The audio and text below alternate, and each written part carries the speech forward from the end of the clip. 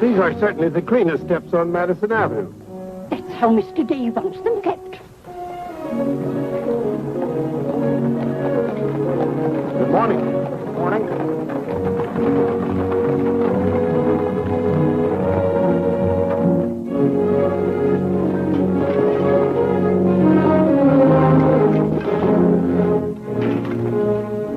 You're new here, aren't you? Just this morning. This is the way Mr. Day gets his milk. Get up.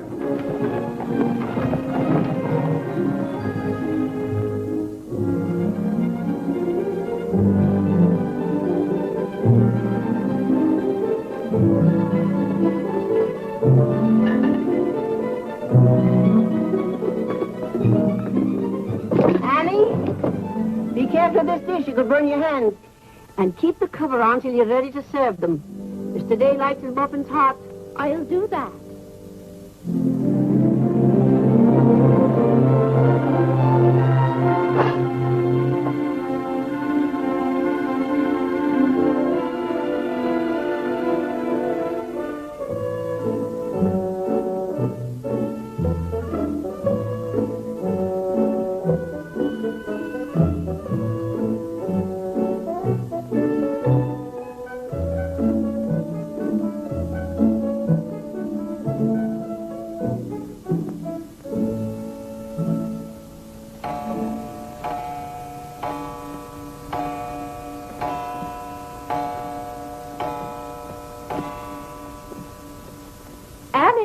Is the table set for breakfast? Yes, ma'am.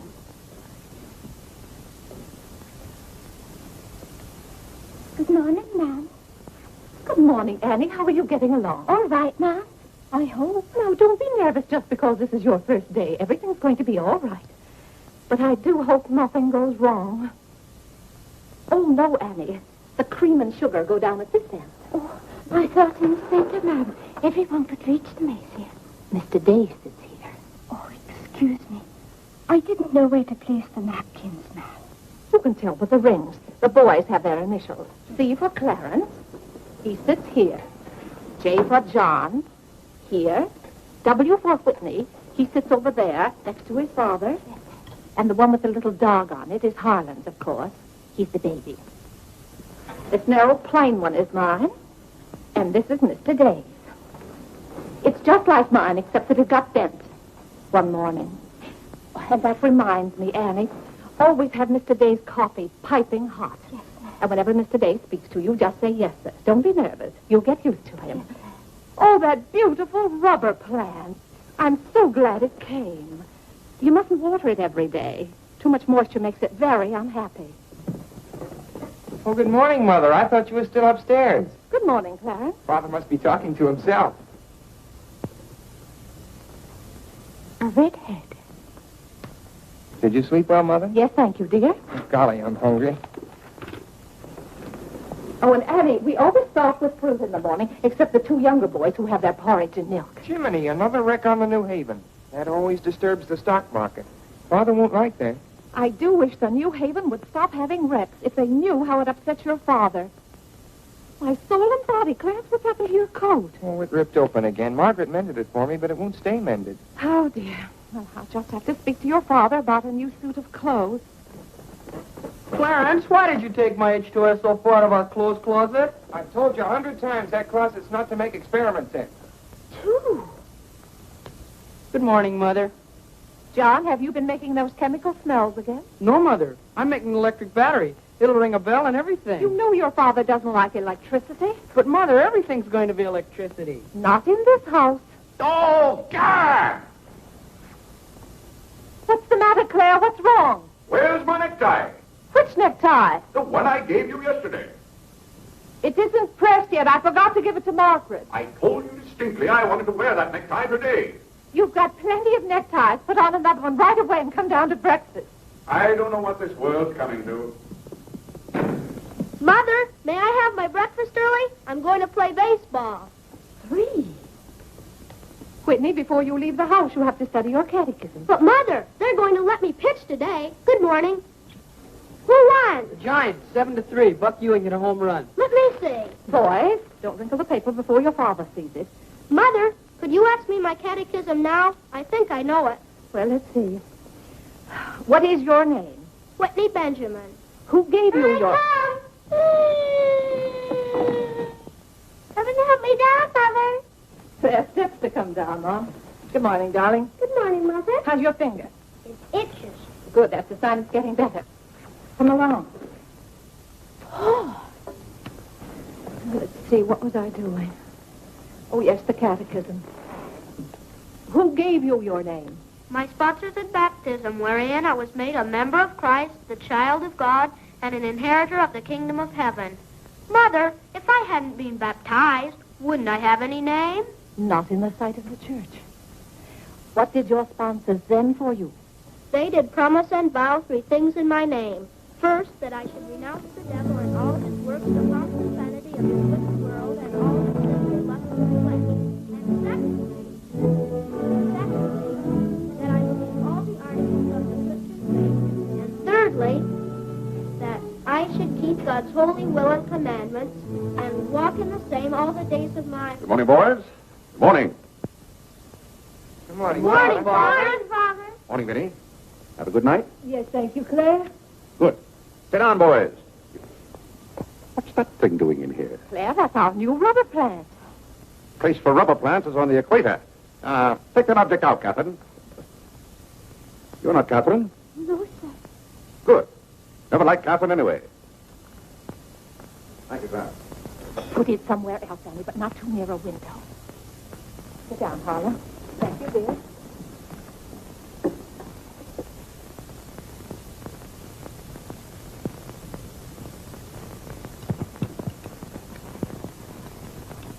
Where did that dog come from? She'll behave, Mother. I'll talk to her. What did you say? Claire, that new suit looks very nice. Blasted tight. You put on a little weight, dear. Well, I weigh just the same as I always have. Well, Clarence has just managed to ruin the only decent suit he has. I'm sorry, but I'm afraid he'll need a new suit of clothes. Vinny, Clarence has to learn not to be so hard on his clothes. But, Father, I When thought... you start in Yale in the fall, you'll be completely outfitted. But nothing this summer. Can't I have one of your old suits cut down for me? Every suit I own still has plenty of wear in it. I wear my clothes until they're worn out. Well, if you want your clothes worn out, Clarence can wear them out much faster than you can. Yes, and, Father, you never get a chance to wear yours out. Every time you get a new batch of clothes, Mother sends the old ones to the missionary barrel. I guess I'm just as good as any old missionary. Clarence, before you compare yourself to a missionary, remember the sacrifices they made. Oh, I don't know, Vinny. I think my clothes would look better on Clarence than on some Hottentot. Have that dark sack suit of mine cut down to fit you. Oh, thank you, Father. One of Father's suits. Thank you, sir. In return for that, Clarence, I want you to practice more often on your violin. Whitney, don't eat so fast. Well, Father, I'm going to pitch today. But before I go, I have to study my catechism. What do you bother with that for? Because if he doesn't know his catechism, he can't be confirmed. But Vinny, Whitney's going to pitch today. He can be confirmed any old time. Claire, sometimes it seems to me you don't care whether your children get to heaven or not. Oh, Whitney will get to heaven all right. I'll be there before you are, Whitney. I'll see that you get in. And Whitney, when we get to heaven, we'll organize a baseball team of our own. Good. It'd be just like you to try and run things up there. Yeah, from all I've heard about heaven, it seems to be a pretty unbusinesslike place. They could probably use a good man like me. What makes you so sure they'll let you into heaven? Well, if they don't, I'll certainly raise that devil of a row. Claire, I do hope you'll behave when you get to heaven. Now, Vinny. Vinny, how many times have I asked you not to engage a maid who doesn't know how to serve properly? Claire, can't you see she's new and doing her best? How can I serve myself when she's holding that platter over my head? Hold it lower, Annie. What became of the one we had yesterday? I don't know why you can't keep a maid. Oh, you don't. Why on earth can't you run your house the way I run my office? All I want is service. What the devil's that noise? It's Annie. Annie? Who's Annie? The maid. I'll take it, Annie. Claire, aren't you ashamed of yourself? What have I done now? You made her cry speaking to her the way you did. I never said a word to her. I was addressing myself to you. I do wish you'd be more careful. It's hard enough to keep a maid, and the uniforms just fit this one.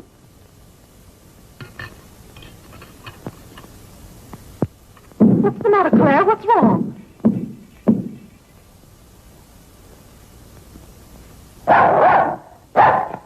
What in the name of... Well, where did you come from?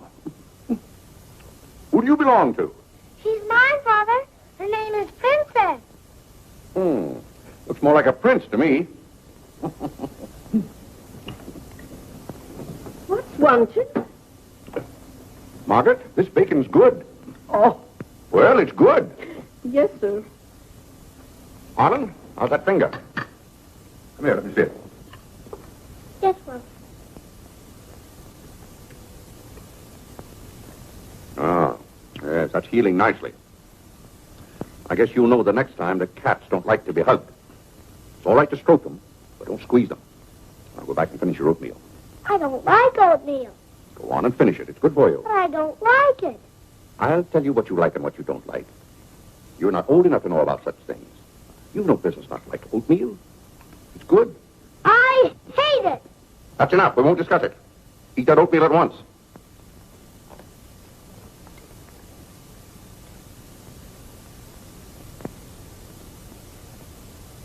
Ah.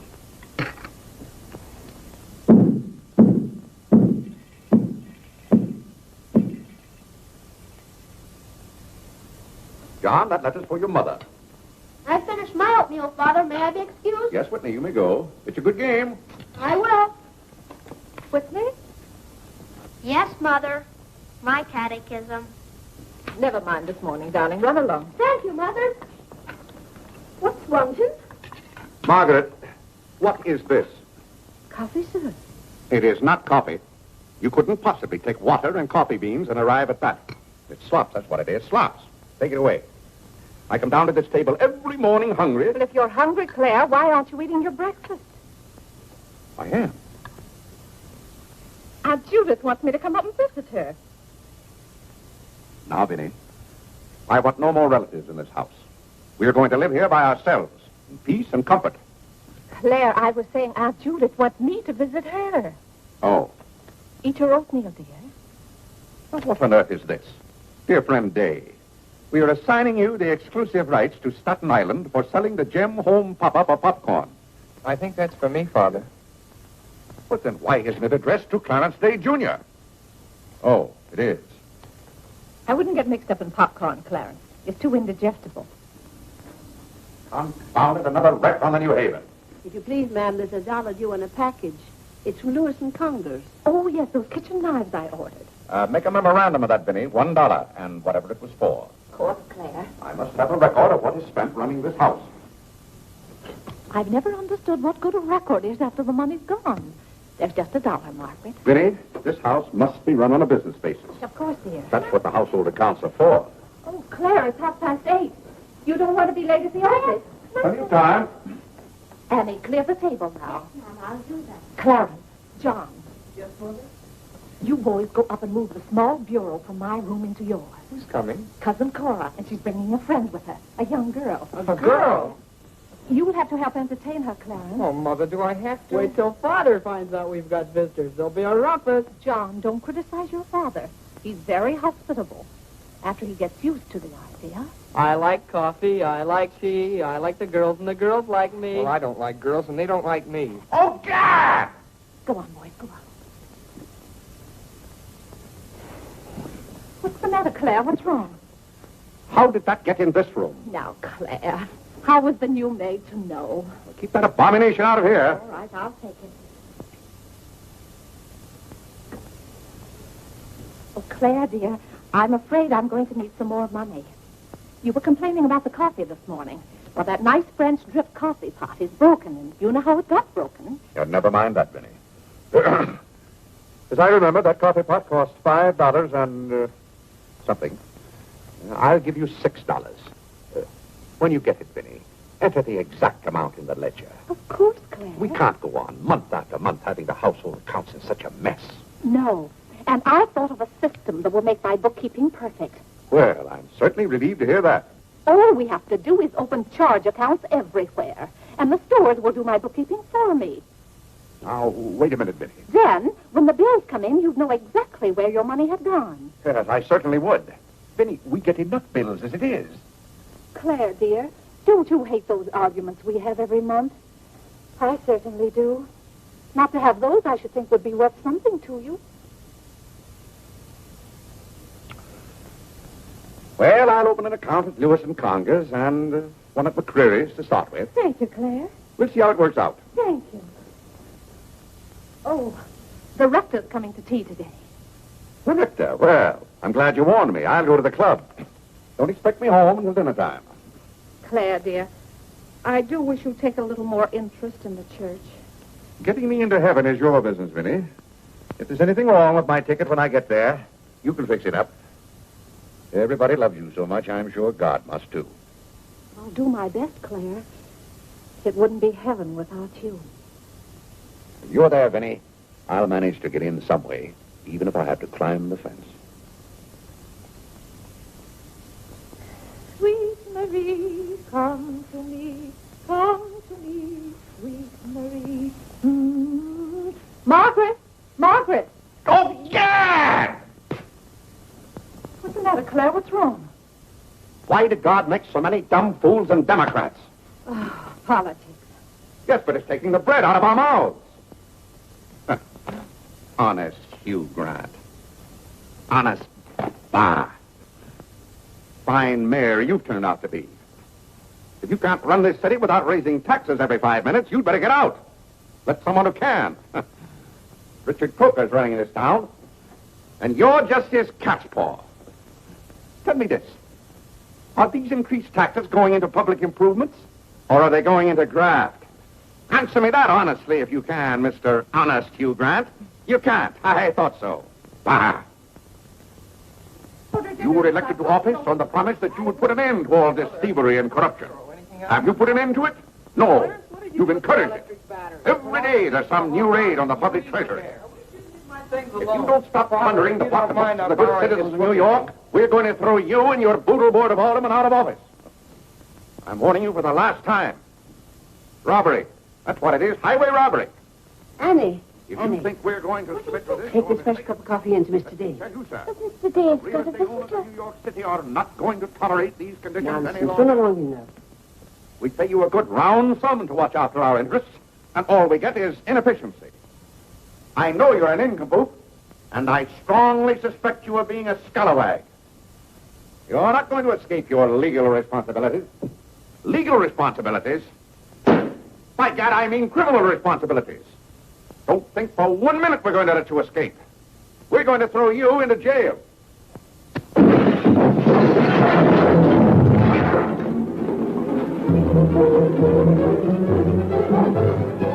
Annie, are you hurt? He can't throw me into jail. Vinnie?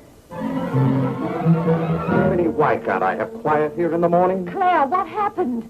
It sounded to me as though that maid dropped a whole tray of dishes. Yes, but what did you say to her? Say to her? I haven't seen her since breakfast. I've got to get to the office. Oh, yes, Claire, you don't want to be late. I'll be home in plenty of time for dinner. Why don't we have chicken fricassee tonight? Well, Claire, chicken's gone up. It's 8 cents a pound.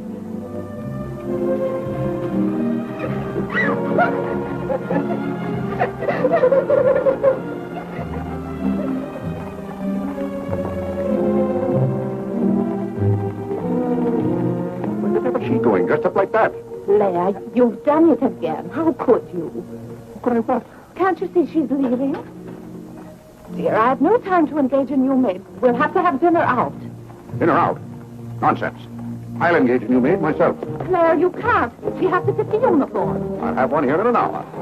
Goodbye, dear. Bye. Good morning, Mr. Day. On your way to the office? Yes, Clarence. Good morning. Mrs. Day? Good morning, Mr. Day. Jim?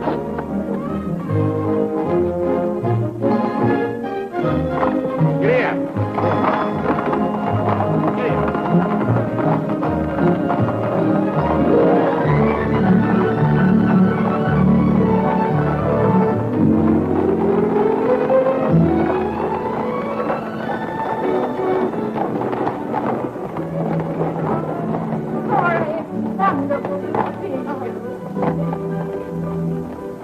Vinny, I declare you're getting younger and prettier every year. Oh, this is Mary Skinner. Ed Skinner's daughter. My goodness, I never would have known you. Just leave your things out here and come right on in. I heard my father talk so much about you. Did he tell you how he used to dip my pigtails in the inkwell at school? What's the news in Pleasantville, Cora? Oh, Vinny, I have so much to tell you. We wrote you that Aunt Carrie broke her hip. Yes. That was the night that Robert Ingersoll lectured. Of course, she couldn't get there, but It was a good thing for Mr. Ingersoll she didn't. How do you do, Cousin Cora? Oh, Clarence. my. Oh, no, Cora, this is John. John, why, how you've grown. You'll be a man before your mother. John, this is Mary Skinner. How do you do? How do you do? Vinny, everybody in Pleasantville sends their love. Grandpa Everett, Cousin Edith, Aunt Hattie, the Taylors. Oh, just everybody. Cora, how is Grandpa Everett? Oh, he hasn't been at all well. You know he only has one kidney, and that's floating. How do you do, Cousin Cora? I'm glad to see you. This can't be Clarence. Yes, it is. My. My goodness, every time I see you boys, you've grown another foot. Let's see, you're going to St. Paul's now, aren't you? St. Paul's? I was through with St. Paul's long ago. I'm starting in Yale this fall. Yale? Oh, Mary, this is Clarence, Mary Skinner. How do you do? Oh, this is Mary's first trip to New York. Yes, it is. It's her first trip. We'll have to show Mary around. Oh, I tell you, I'll ask Mr. Day to take us all to Delmonico's for dinner tonight. Delmonico's? Think of that, Mary. Delmonico's. And Cousin Clara's such a wonderful host. Well, I know you girls want to freshen up, so come upstairs. Clarence, get their bags. I've given you girls Clarence's room, but he didn't know about it. So Now, Vinny, I don't want you to He has a little big thing down Don't you here. bother about us. That's 1 minute. John, get their old bags. Just take care of ours. Oh, you play the violin. Well, I fool with her a little. You're just being modest. No, really, I play the piano. Not awfully well, but... Now, you're being modest. Do you ever play duet? Well, I haven't up to now. Neither have I. Up to now.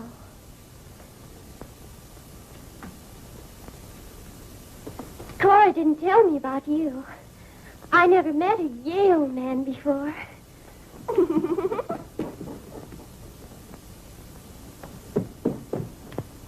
What's happened to you?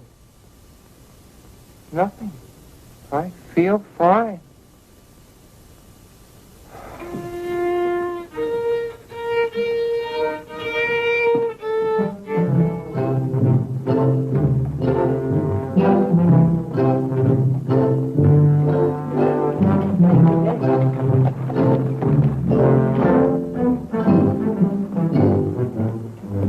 Where do you keep them? Do you wish a domestic servant? Where do you keep them? I will take your name and address. Confound it, I'm late at the office now. If you will give me the details as to what kind of person you require. I'm asking you where you keep them. Why, the girls are in there. But clients are not allowed in that room. If you will tell me the kind of a position you wish to have filled, I'll be very glad to...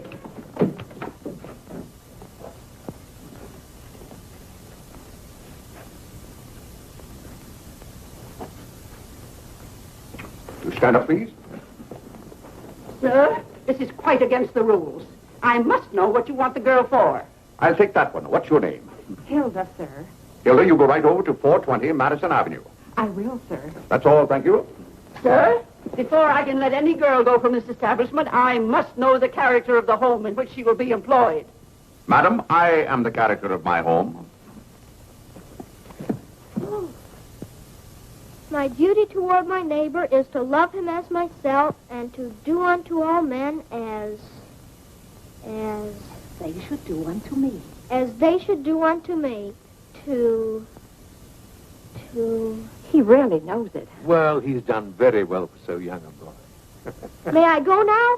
Yes, darling. Thank you, Dr. Lloyd. Not at all. Come on, Harlan. Wait for me. Oh, you and Mr. Day must be very proud of your children. I was hoping I'd find Mr. Day at home this afternoon. Well, he's usually home from the office by this time. Perhaps he's gone for a gallop in the park. It's such a fine day.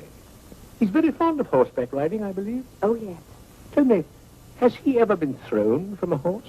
Oh, no. No horse would throw Mr. Day. I just thought he might have had some accident. I notice he never kneels in church.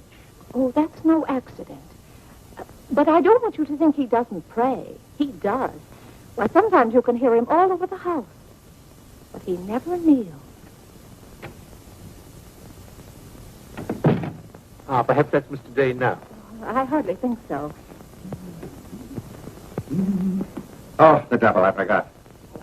Claire, you're just in time for tea. I'll send for some hot water.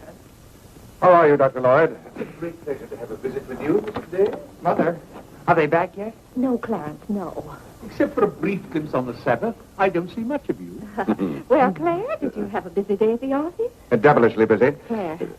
A very busy day. Tired out. How a man can get tired just sitting at a desk all day, I don't know.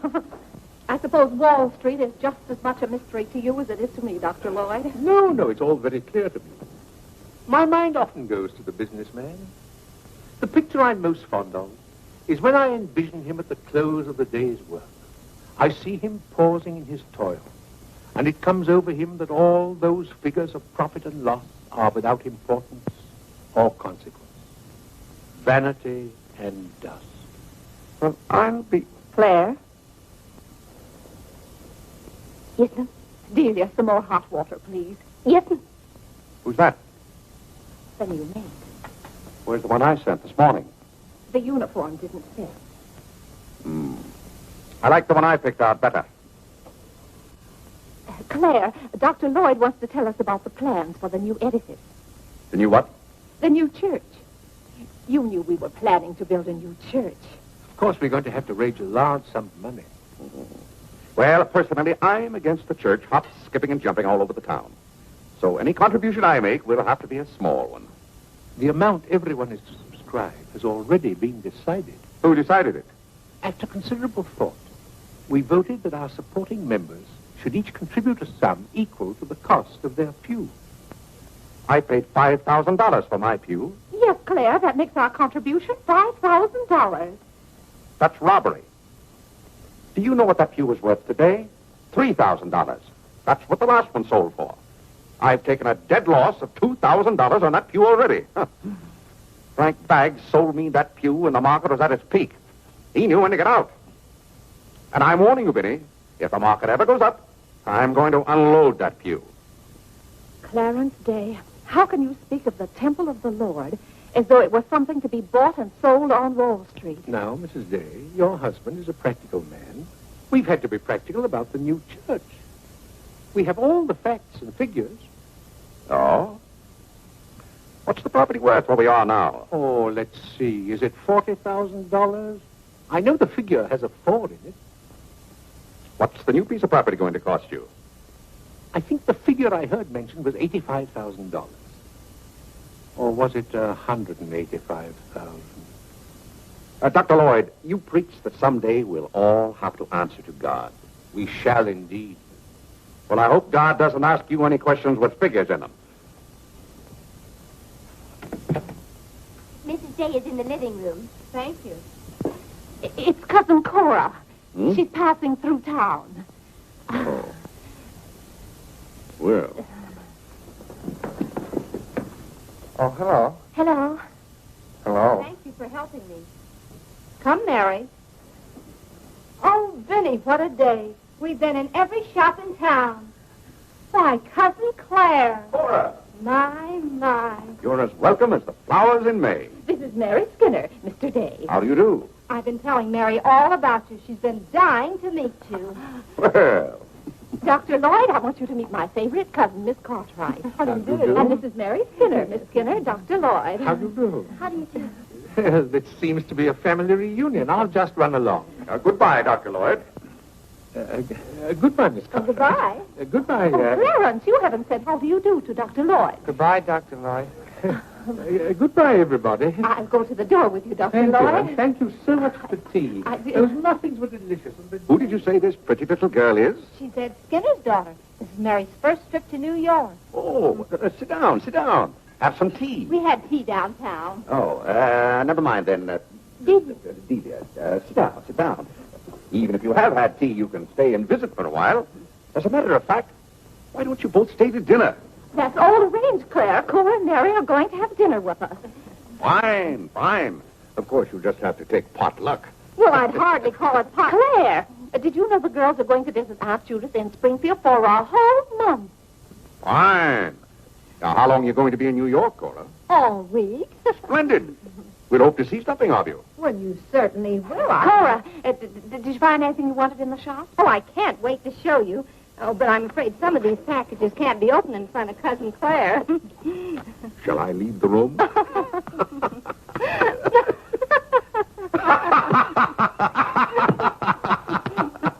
Oh, Clarence, would you take the package in the hall up to our room, or should I say your room? Wasn't it nice of Clarence to give up his room to us for a whole week? Cora, come on, I just can't wait to see what's in those packages.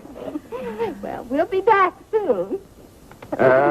Vinny, I wish to speak to you before you go upstairs. I'll be down in just a minute, Claire. I wish to speak to you now. I'll be up in just a minute, Cora. It's all right, Vinny. Come along, Mary. Are those two women encamped in our house? Now, Claire. Answer me, Vinny. Now, Claire, you know... Answer me. Just a minute. Clarence.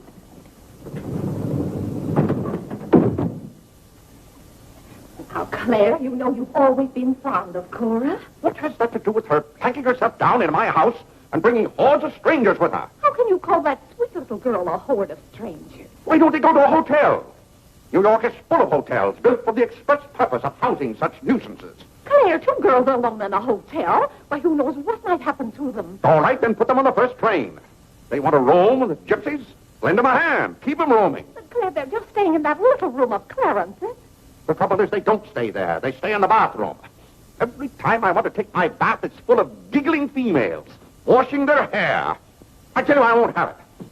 Send them to a hotel. I'll pay the bill gladly, but get them out of here. Father, I'm afraid they can hear you upstairs. Then keep those doors closed. Clarence, you open those doors. Open them all the way.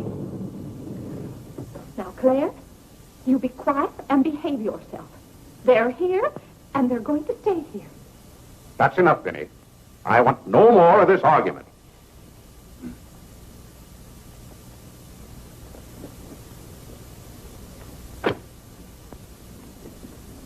Oh, what I don't understand is why this swarm of locusts always descends on us without any warning. Oh, thunder.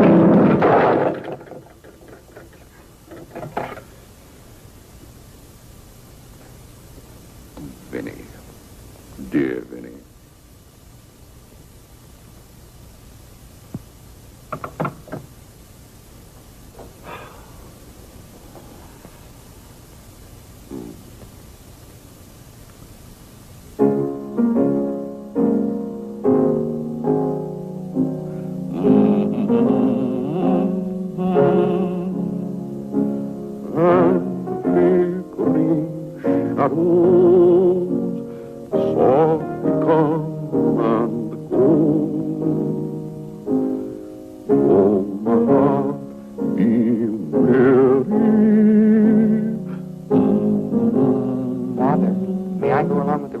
Delmonico's? What's that, Delmonico's? You're taking Mother, Cousin Cora, and Miss Skinner to Delmonico's for dinner tonight. Oh, Gad! I won't have it. I won't have it. I will not have my life arranged for me.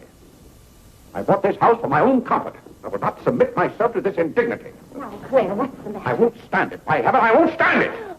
Clarence. Do I understand that I am not permitted to have dinner in my own home?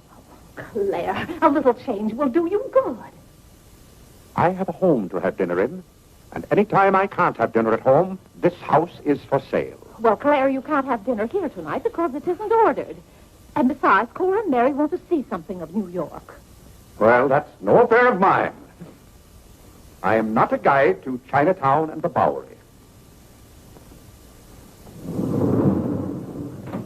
Oh, Mr. Day, I just love your house. I could live here forever.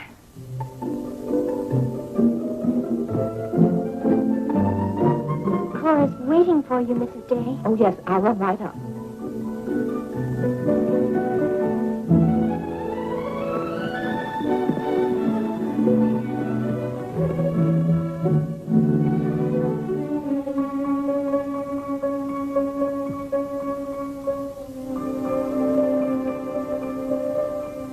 I'm glad you like our house, Miss Skinner. I like it very much, Mr. Day. Praise from a stranger is approbation indeed. At home, our living room is green. I like green. I like green, too. Red's my favorite color. It's an interesting thing about colors. Red's a nice color in a house, too, but outside, too much red would be bad. I mean, for instance, if all the trees and the grass were red. Outside, green's the best color. That's right. I never thought of it that way. But when you do think of it, it's quite a thought.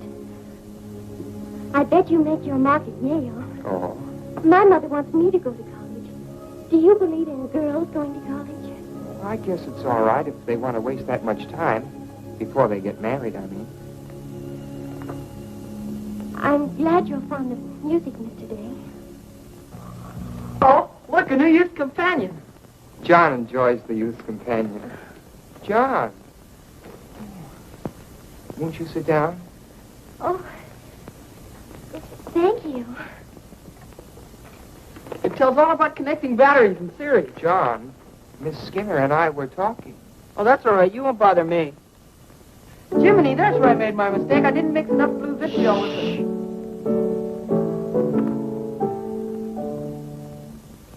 Oh, don't stop. Can you play that? I'm afraid not. Can you play Sweet Genevieve? That's my favorite. Not without my music. Hymns are nice, don't you think? I like this one.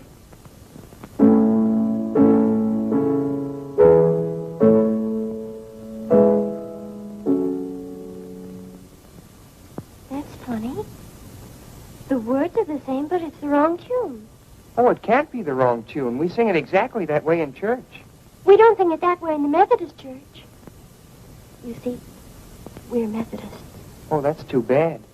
Oh, I don't mean it's too bad that you're a Methodist. Anybody's got a right to be anything they want, but what I mean is, we're Episcopalians.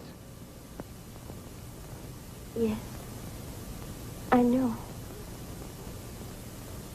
Anyway, the words are the same. Shall we begin?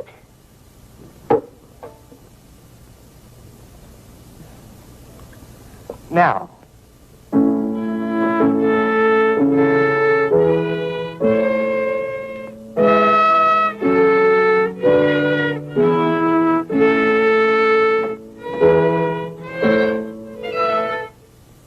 Oh, dear. Well, what's wrong? Shall we try again?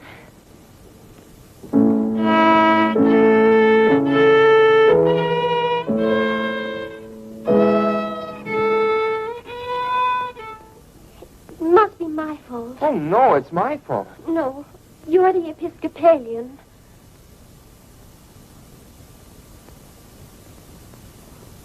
I just remembered something. My father was an Episcopalian. He was baptized an Episcopalian. He was an Episcopalian right up to the time he married my mother. She was the Methodist. Oh. Oh, well, let's try it again, then.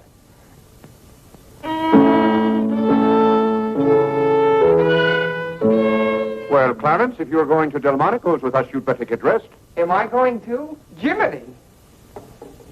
Thank you, Father. Be ready in just a minute, Mother. Vinny, that young lady looks about the same age you were when I came out to Pleasantville to rescue you. Rescue me? You came out there to talk me into marrying you. It worked out just the same.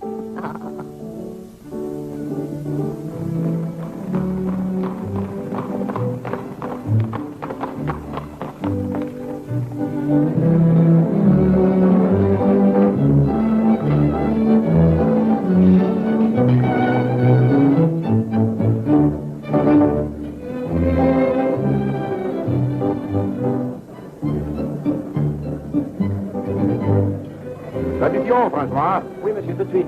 Louis, l'addition pour monsieur Day. Oui, monsieur. Alors, vite, vite. Tout de suite. Alors, vite, vite. Cette sauce diable était délicieuse. Merci, monsieur. Je suis content que monsieur soit satisfait. Merci, monsieur. Bon. French. Oui.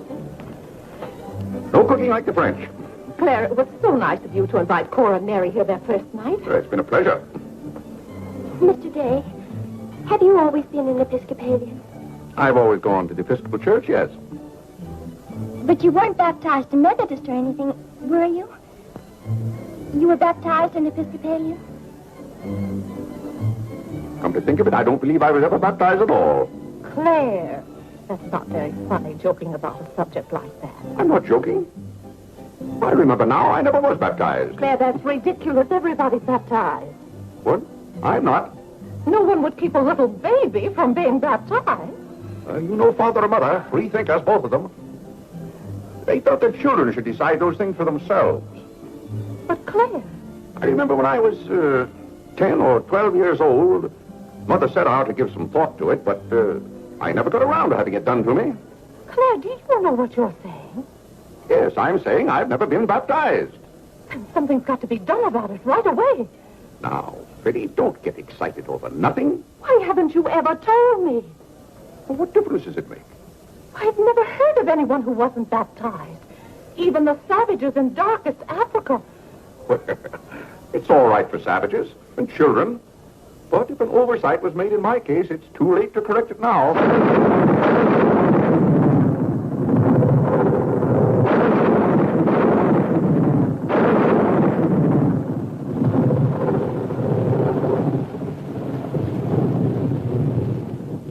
But if you're not baptized, you're not a Christian. Why, confound it, of course I'm a Christian. A mighty good Christian, too. A lot better Christian than those psalm singers in church. But you can't be if you won't be baptized. I won't be baptized, and I will be a Christian. I'll be a Christian in my own way. Claire, don't you want to meet us all in heaven? Of course. And I'm going to. But you can't go to heaven if you're not baptized. Ah, that's a lot of falderall. Clarence Day, don't you blaspheme like that. You're coming to church with me before you go to the office in the morning and be baptized then and there. Vinny, don't be ridiculous. If you think I'm going to stand there and let Dr. Lloyd splash water on me at my age, you're mistaken. No, I'm sleepy. Good night, Vinny.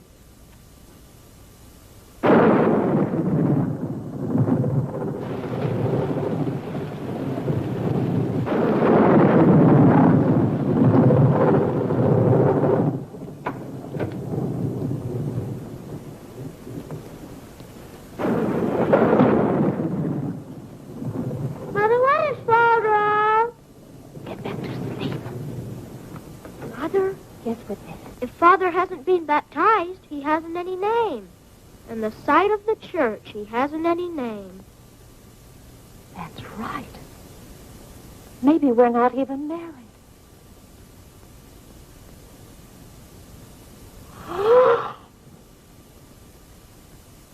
We, thine unworthy servants, do give thee most humble and hearty thanks for all thy goodness and loving kindness to us and to all men. We bless thee for our creation, preservation, and all the blessings of this life. But above all, for thine inestimable love in the redemption of the world by our Lord Jesus Christ. For the means of grace, for the hope of glory. And we beseech thee, give us that due sense of all thy mercies, that our hearts may be unfaded as they are. And that we show forth our souls, not only with our lips,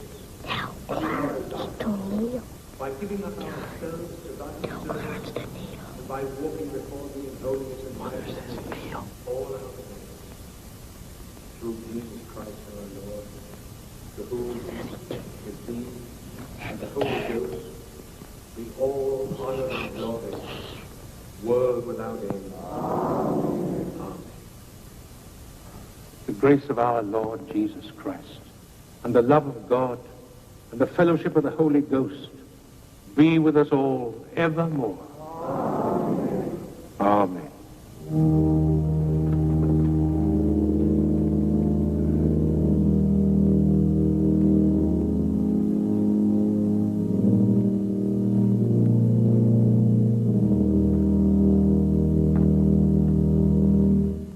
So, my friends, what comfort and security it gives us when we have reached the age of understanding to know that the rite of baptism has not been neglected in our infancy or youth.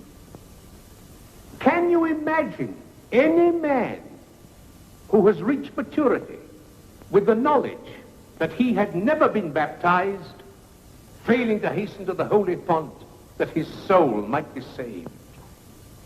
As it says in the baptismal office, except a man be born of water and of the Spirit, he cannot enter into the kingdom of God. He that believeth and is baptized shall be saved, but he that believeth not shall be damned. What's that follow-up to? He can't be. Which also showeth us the great benefit we reap thereby. He that is baptized showeth great benefit. No, Father. But he that believeth not, Father, cannot enter into the kingdom of God. Says, for the promise is to you, to your children. Doubt ye not, therefore, but earnestly believe.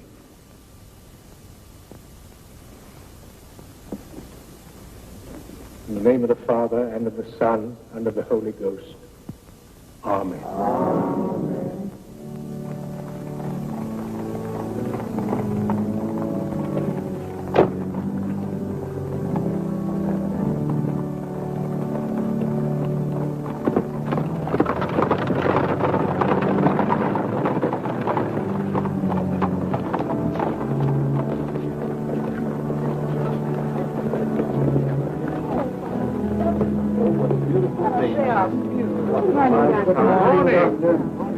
This is William Tyler Wickersham. And this is Wilhelmina Eugenia Wickersham.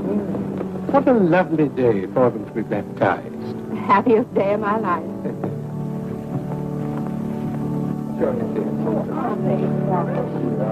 Lovely. Thank you.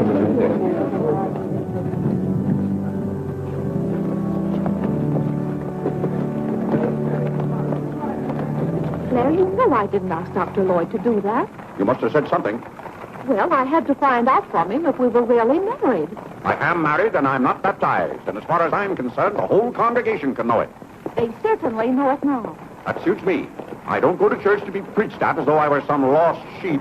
Claire, you don't seem to understand what the church is for. Minnie, if there's one place the church should leave alone, it's a man's soul.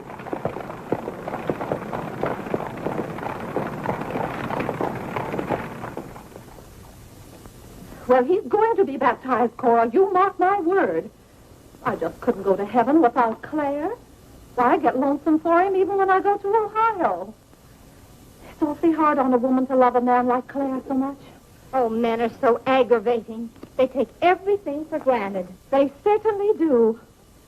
You know, I don't believe Claire has come right out and told me he loves me since we've been married. Of course, I know he does because I keep reminding him of it. You have to keep reminding them, Cora. Minnie, the table isn't set for dinner yet. I'll be back in a minute, Cora. We're having it after Cora and Mary go to the train. Their cab's coming at 1 o'clock. Cab? The horse cars go right past the door. But, Claire, they have those heavy bags. Cabs are a waste of money. Well, if dinner's going to be delayed, I'll work on this month's bills. What are they? Now, Claire, it isn't fair to go over the household accounts when you're hungry. Vinny, where are those bills? They're in the library on your desk. Oh. I didn't know dinner was going to be late. No one ever tells me anything in this house. Back home I ride all the time. I love horses. The horse is my favorite animal. Well, goodness, where have you two been? Clarence wanted to show me his grandfather's house. You'll have to hurry and finish your packing. It won't take me long. Can I help you pack? Clarence! Clarence, why did you kneel in church today? I just couldn't. If it's because your father doesn't kneel, you must remember he wasn't brought up to kneel in church. But you were. Has it anything to do with Mary? I know she's a Methodist. Oh, no, Mother Methodist kneel. Mary told me. They don't get up and down so much, but they stay down longer. Clarence, you want to kneel, don't you? Oh, yes, I wanted to kneel today. I tried. You saw me try, but I just couldn't. But is that suit of your father's too tight for you? No, it's not too tight. Well, what is it? Mother, very peculiar things have happened to me since I started to wear this suit. I can't seem to make these clothes do anything Father wouldn't do. Oh, that's nonsense, Clarence. And not to kneel in church is a sacrilege. Making Father's trousers kneel seemed more of a sacrilege. Clarence! Do you know what happened at Dora Wakefield's party for Mary last night? We were playing musical chairs, and some girl sat down suddenly right on my lap. Well, I jumped up so fast she almost got hurt. She was sitting on Father's trousers. Oh, Mother, I've got to have a suit of my own. My soul and body. Well, you'll just have to talk to your father about it. I'm sure if you approach him the right way, you know, tactfully, he'll see. Oh, excuse me. Gracious. It didn't take you very long. Well, I'll see about your box lunch for the train. Remember, it's Sunday.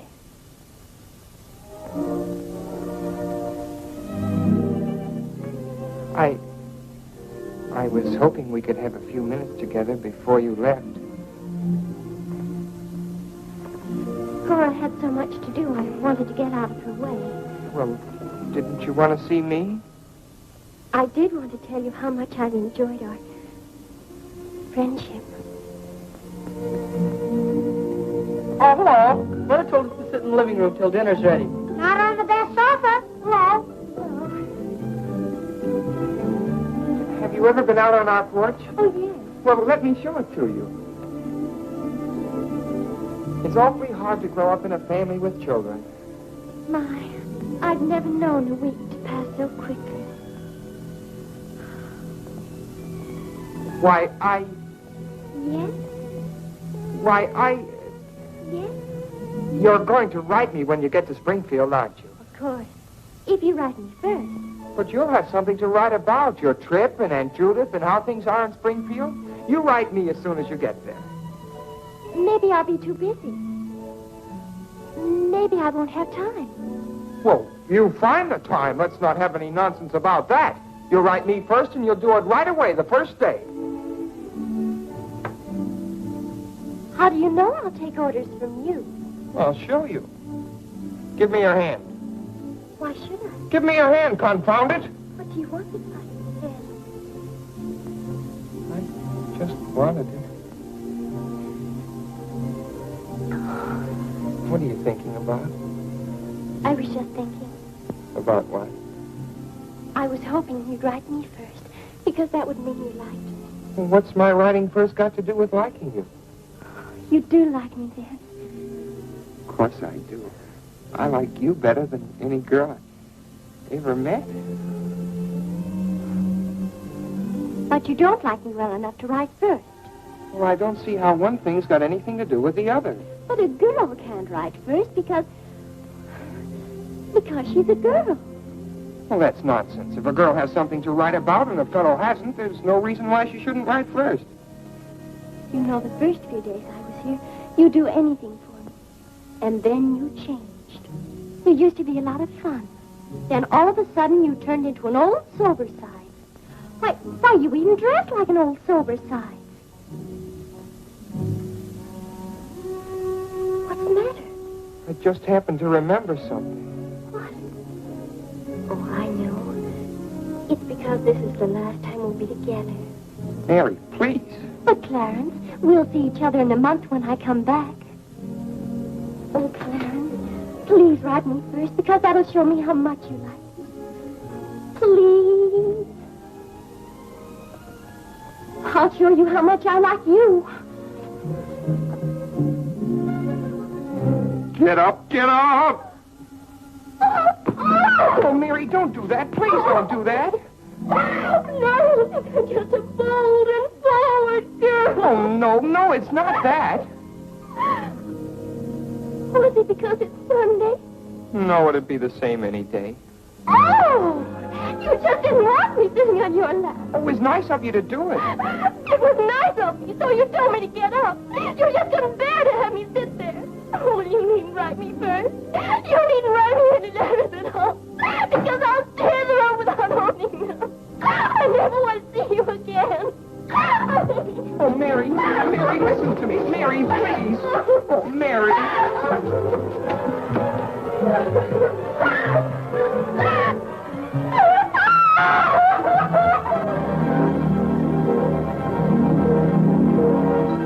Clarence!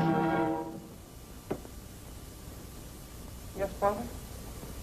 That young lady's crying. She's in tears. What's the meaning of this? I'm sorry, Father. It's all my fault. Nonsense. What's that girl trying to do to you? Well, no, she wasn't. It was... Well, whatever the quarrel was about, Clarence, I'm glad you held your own. Father, I have to have a new suit of clothes. You've got to give me the money for it.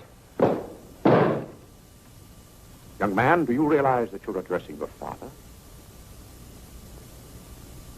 I'm sorry, Father. I apologize. But you don't know how important this is to me. A new suit of clothes is so important. Oh, why should... Clarence, has your need for a new suit of clothes anything to do with that young lady? Yes, Father. Now, Clarence, this comes as quite a shock to me. What does, Father? You're being so grown up. Still, I might have known if you were going to college this fall. Yes, you're at the age when you'll be meeting girls. Clarence, there are things about women that I think you ought to know. Sit down.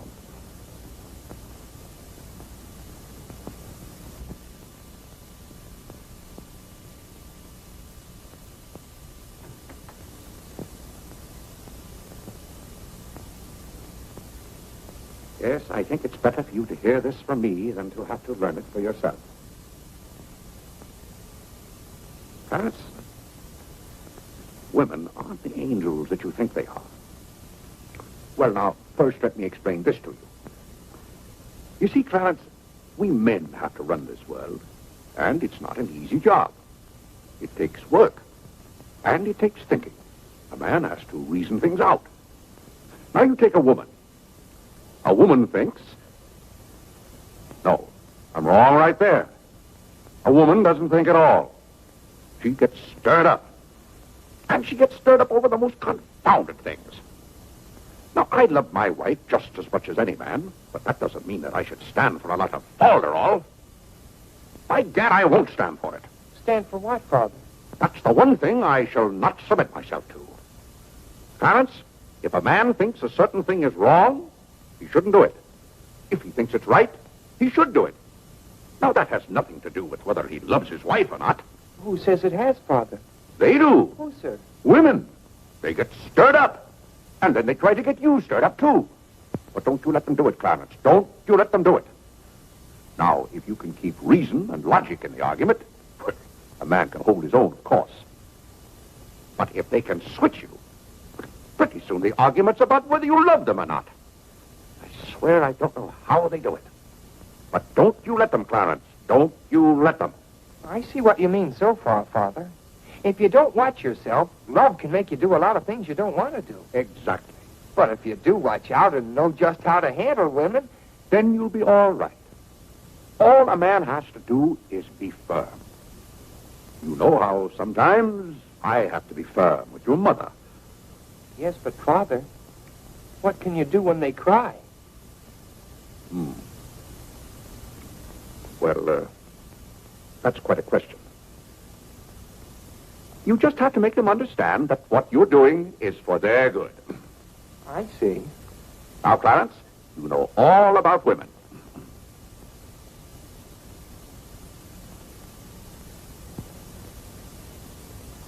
But, Father... Yes, Clarence? I thought you were going to tell me about... About what? About women.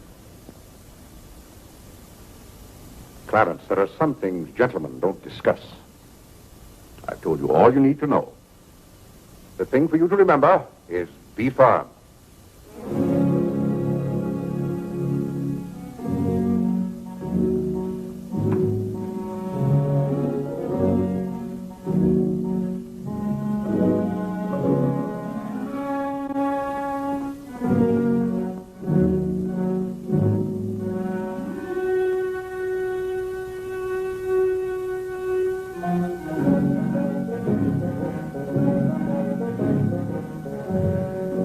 Mary, when you get to Springfield, the very first thing you...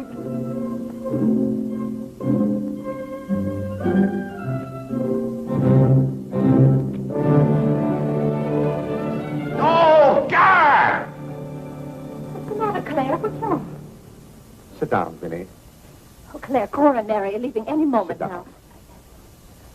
Vinny, you know I like to live well, and I want my family to live well. But this house must be run on a business basis. I must know how much money I'm spending and what for. For instance, if you recall, a week ago I gave you $6 to buy a new coffee pot. Yes, because you broke the old one. You threw it right on the floor. I'm not talking about that. Now I find here among It my... was a pity to break that nice coffee pot, Claire. It was imported from France, and that little shop has stopped selling them. But what has that They to... said the tariff wouldn't let them, and that's your fault because you're always voting to raise the tariff. The tariff protects America against cheap foreign labor. Now, this bill... The tariff does nothing but put up the prices, and that's hard on everybody, especially the farmer. Vinny, I wish to heaven you wouldn't talk about matters you don't know anything about. I do, too, know about them. Miss Gulick says that every intelligent woman should have some opinion Who, about... may I ask, is Miss Gulick? She's the current events woman I told you about, and the tickets are $1 every Tuesday.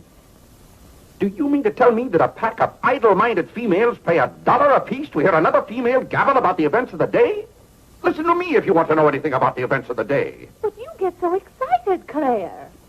And besides, Miss Gulick says that our president, whom you're always belittling, prays to God for guidance. Vinny, what happened to that $6?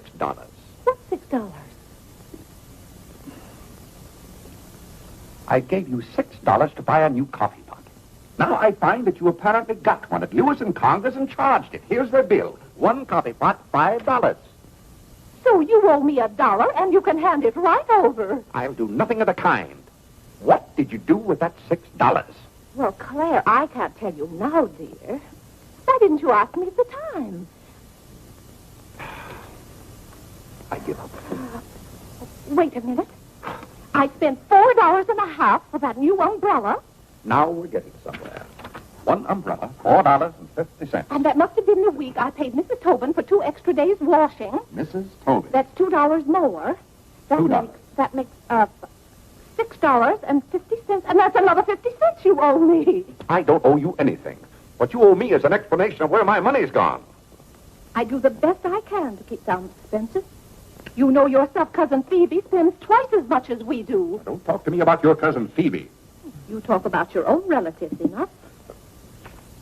That's not fair, Vinny. When I talk about my relatives, I criticize them. I can't even speak of Cousin Phoebe. You can speak about all you want to. But I won't have cousin Phoebe or anyone else dictating to me how to run my house. I didn't say a word about her dictating. Claire, you know she isn't that. You said... Well, I don't know what you said now. You never stick to the point. Now, we're going over this account book, item by item. I find here a bill for $38.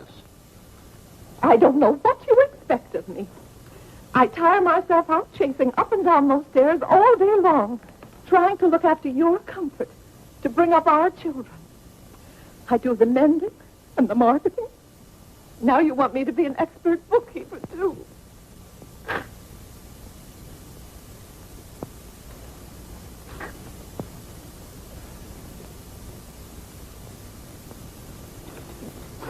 Vinny, I want to be reasonable, but can't you understand? I'm doing all this for your own good. Oh. Well, I suppose I'll have to go ahead just paying the bills and hoping I've got enough money in the bank to meet them. But it's all very discouraging. I'll try to do better, Claire. Well, that's all I'm asking. Well, I'll make out the checks and sign them. But maybe I haven't any right to sign those checks since in the sight of the Lord I haven't any name. That's right. Claire, to make those checks good, you'll have to be baptized right away. Vinny, the bank doesn't care whether I've been baptized or not. Well, I care. And no matter what Dr. Lloyd said, I'm not sure we're really married. Vinny, we have 4 children. If we're not married now, we never will be. Claire, Dr. Lloyd said this morning. That's all, Vinny. Hadn't you better go tell Whitney to watch for the cab? Not before you give me that $1.50. What $1.50? That $1.50 you owe me. I don't owe you any $1.50. I gave you money to buy a coffee pot for me, and somehow it turned into an umbrella for you. But Clarence Day, what kind of man are you? Quibbling about $1.50 when your immortal soul is in danger. And what's more... All right. All right.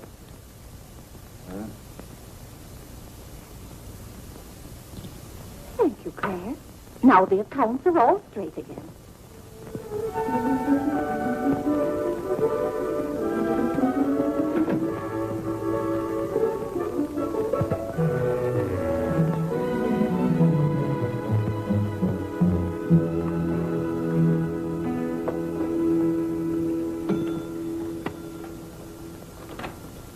What were you doing down there? I'm setting up this new burglar alarm. I invented it myself. Have you got any money you can lend me? No, you owe me 30 cents now. Well, I'll give you my stamp collection and my piece of John Wilkes Booth finger. How much? Enough to get a new suit of clothes? If you can wait a month till I hear from the patent office in Washington, I may be rich. Well, I can't wait that long. Maybe I could get it sooner. I'm going to look into something else tomorrow. Wanted, an energetic young man to sell household necessity. Liberal commission. Applied 312 with... John, let me have this job. Why should I give you my jobs? They're hard to get. But I've got to get a new suit of clothes. Maybe I could get the job for both of us. I'll ask the man.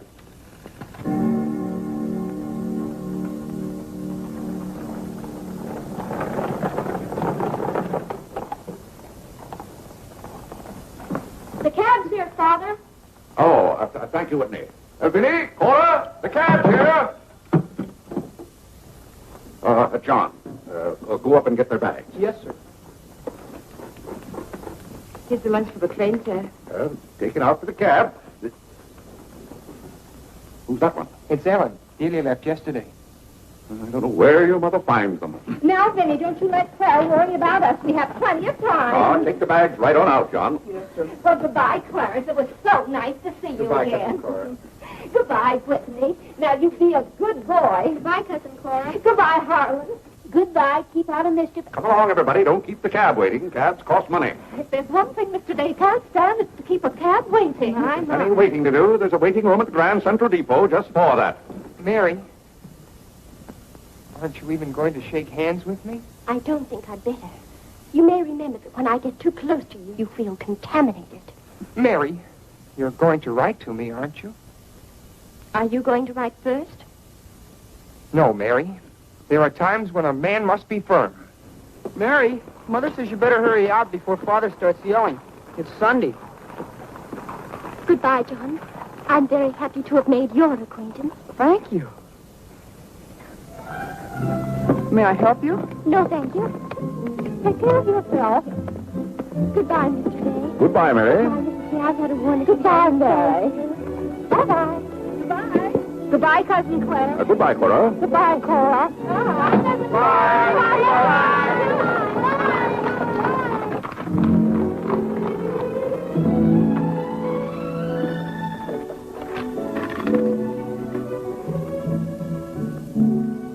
Dear Mary. My duty toward my neighbor is to love him as myself, and to do to all men as I would they should do unto me. Has Father gone to the office yet? Come on, let's go to the ball field. I've got to guard this box till John comes back.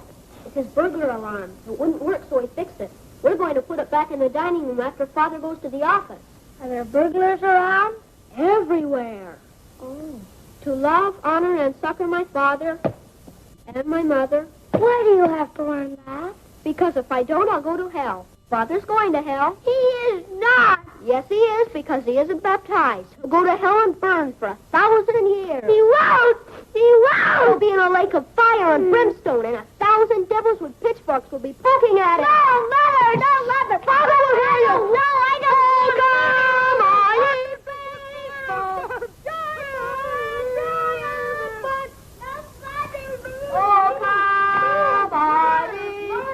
That noise. Just singing, Father. You boys be quiet.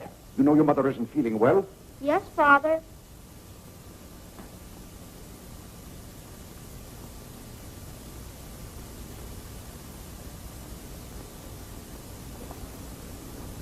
mother say?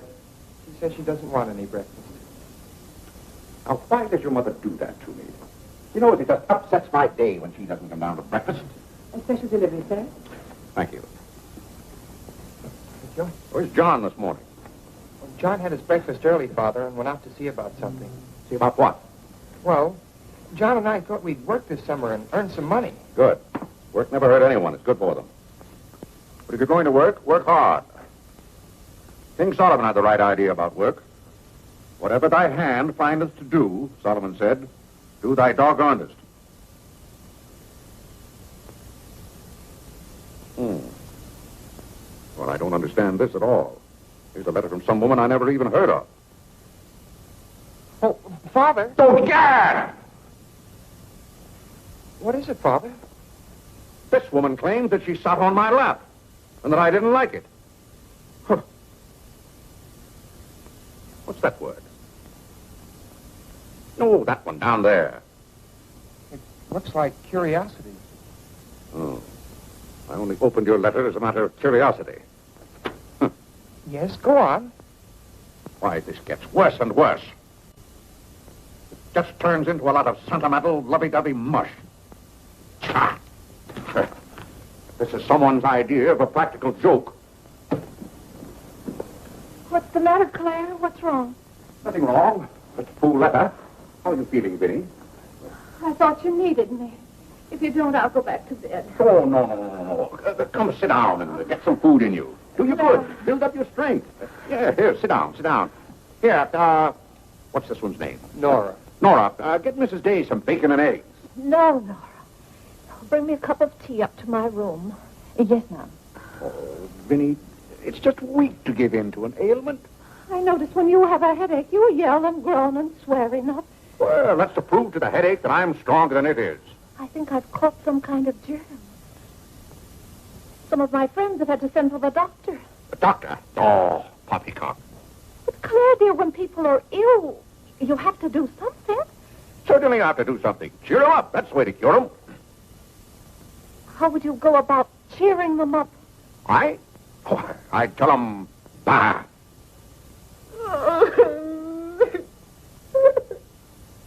What have I done now? Oh, Claire, hush up.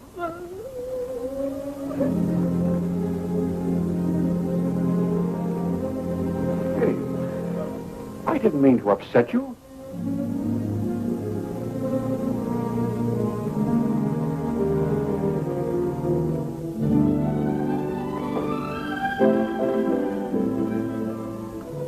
Dear Clarence.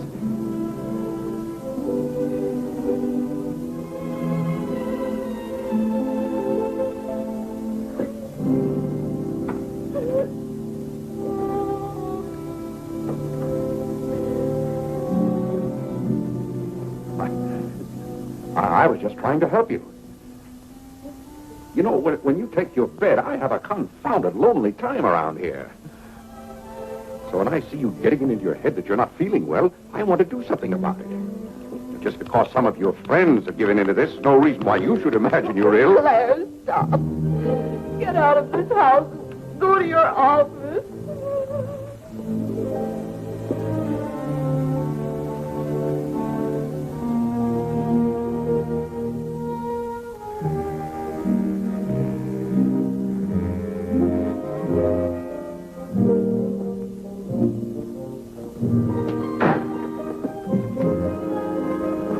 Did you get the job? Yes, for both of us. Look, I've got it with me.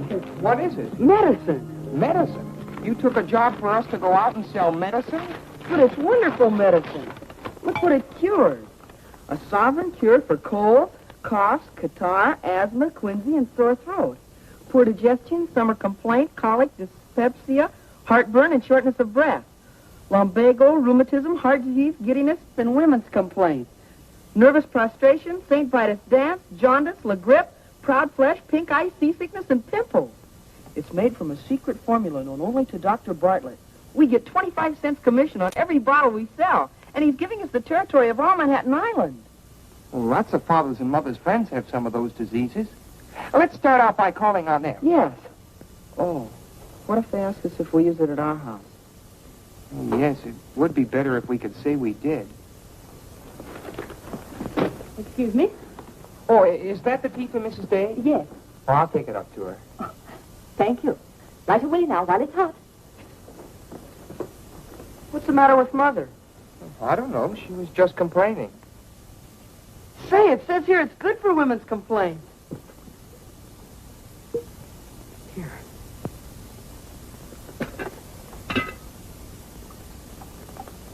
For Chesapeake and Ohio and 8. New York Central, 3/4. I'd like to see Mr. Day about those Morris and Essex apartments. They're very busy this morning. You'll have to wait.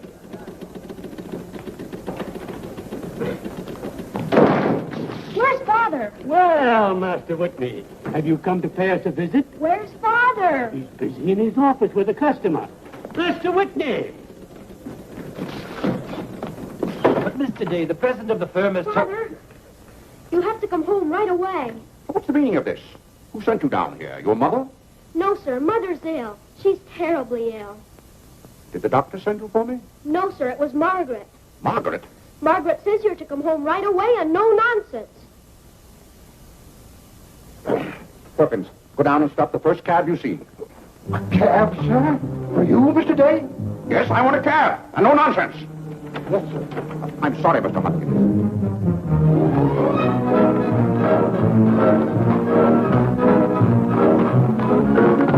Confound you, can't you go any faster? All right. Here.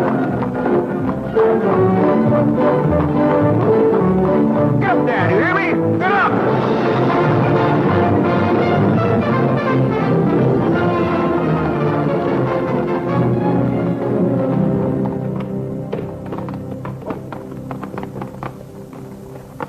Oh, Doctor, how is Mrs. Day? She's a pretty sick woman. Oh, what's wrong with her? Well, do you know or don't you? What did Mrs. Day have for breakfast this morning? Not a thing. I tried to get her to eat something, and she wouldn't. I can't understand it. Understand what? These violent attacks of nausea. It's almost as though she were poisoned. Poison? Let me take your cab. I'll try not to be gone more than 10 or 15 minutes. And, Mr. Day, you're not to go into a room. You'd better get her well. Right away, or you'll hear from me. Turn west on 47th Street. Yes, yes.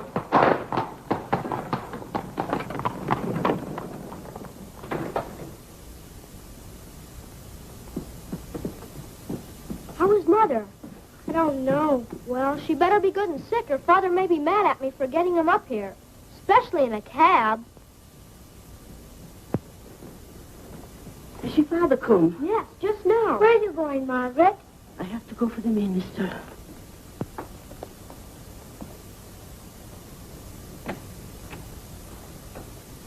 I guess the minister's coming to baptize Father, so I won't have to go to hell. You can't be baptized in a house. You've got to have water. We have lots of water. Not the right kind.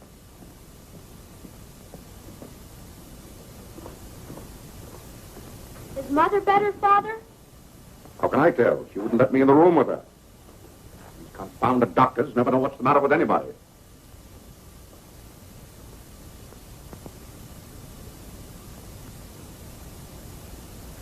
Father, Yes? Mother's going to get well, isn't she? Of course she's going to get well. Father, may we come in? It's lonesome without Mother. Yes, it is Harlem. It's lonesome. Come in, boys.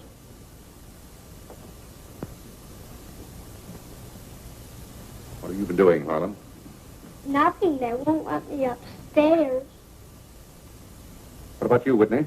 I was supposed to learn the rest of my catechism. Will you hear me, Father? Yes, Whitney, I'll hear you. Start here. How many parts are there in a sacrament? 2. The outward visible sign and the inward spiritual grace. What is the outward visible sign or form in baptism? Water, wherein the person is baptized in the name of...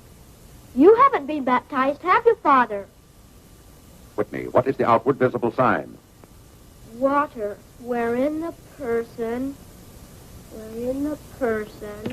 You don't know it well enough, Whitney. You'd better go and study it some more. You want me to read to you, Harlan? Father, are they going to put you into hell? Whitney, take Harlan with you.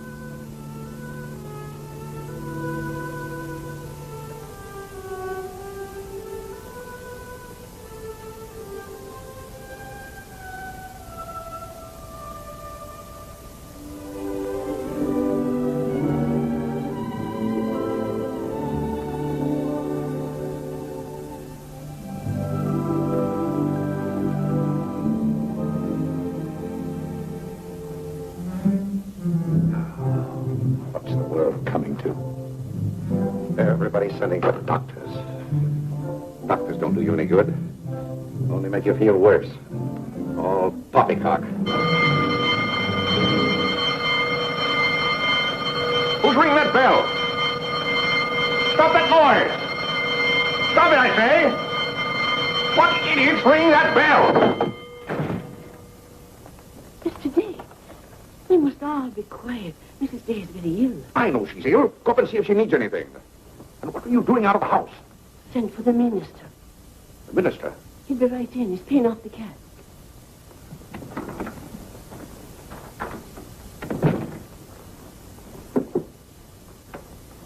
I was deeply shocked to learn the serious nature of Mrs. Day's illness. Will you take me up to her? She's resting now. She can't be disturbed. The doctor will be back in a minute.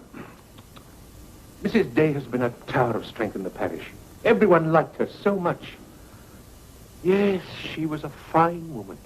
I wish to heaven you wouldn't talk about Mrs. Day as if she were dead.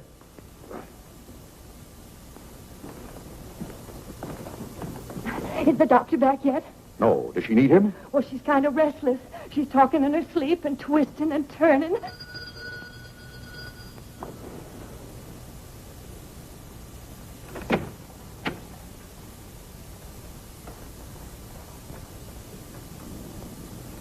Well, Doctor, it seems to me that was a pretty long 10 minutes. See here, Mr. Day, if I'm to handle this case... How can you handle it if you're out of the house? Who is this? It's Dr. Summers. How do you do? I felt that Mrs. Day's condition warranted my getting Dr. Summers here as soon as possible for consultation. I hope that meets with your approval. Yes, of course. Anything that can be done. Upstairs, Doctor. Pardon.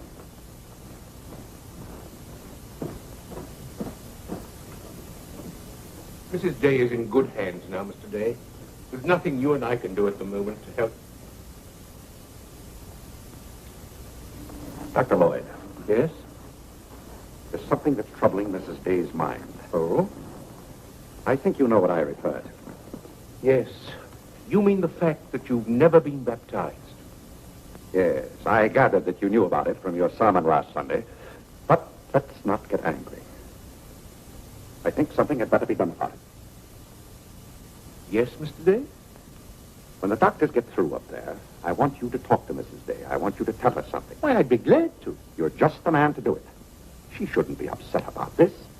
I want you to tell her that my being baptized would just be a lot of confounded nonsense. But, Mr. Day... No, she'd take your word on a thing like that. And we both must do everything we can to help her now.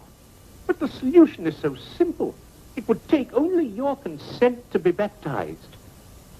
That's out of the question. And I'm surprised that a grown man like you would suggest such a thing.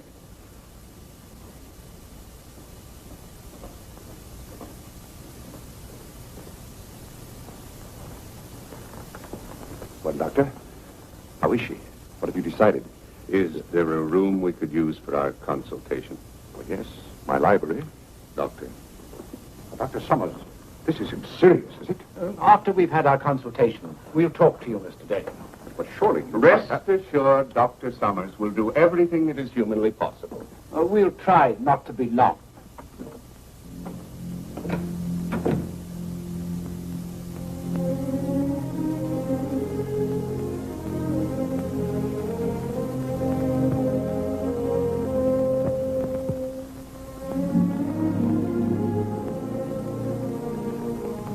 Tell me, this Dr.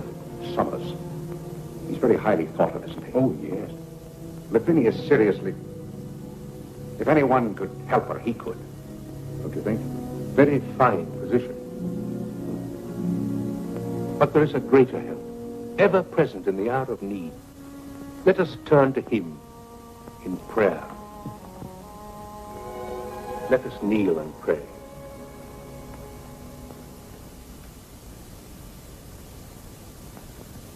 Let us kneel and pray.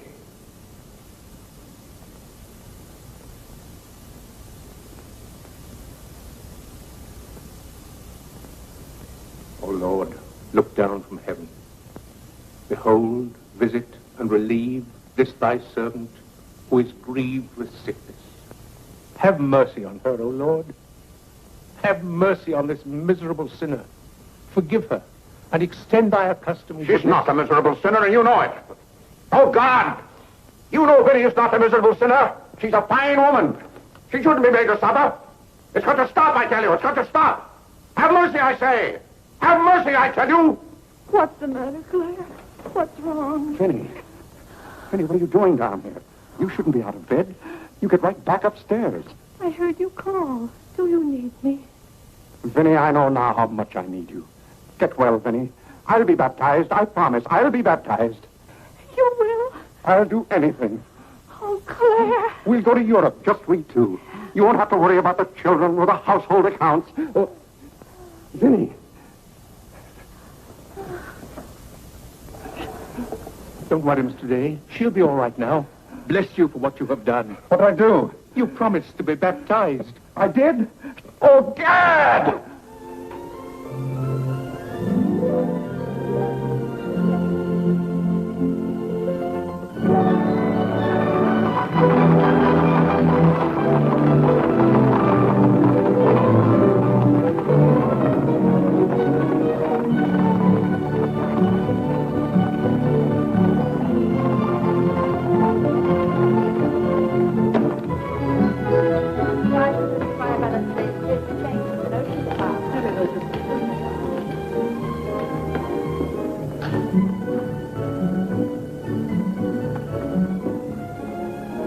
Isn't it drafty here, Mother?